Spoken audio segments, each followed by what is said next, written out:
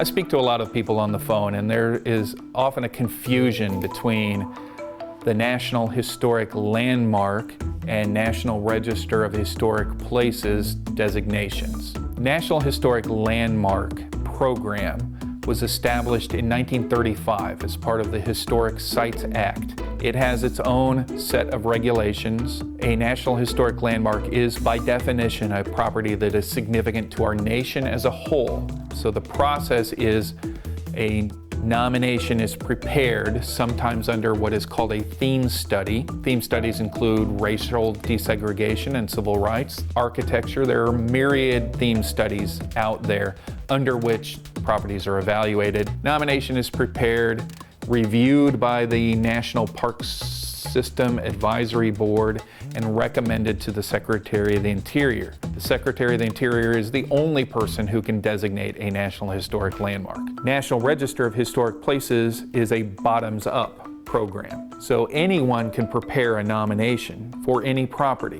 The process goes through the State Historic Preservation Office. The State Historic Preservation Officer nominates it and submits it to the National Park Service, where there is the keeper of the National Register. The keeper has the authority to list things in the National Register of Historic Places. All properties that are designated National Historic Landmarks are automatically listed in the National Register of Historic Places. Some properties go through the process of National Register listing first and then move on to National Historic Landmarks. So a property may be identified as significant at the national level and listed in the National Register, and then is recommended for designation as a National Historic Landmark.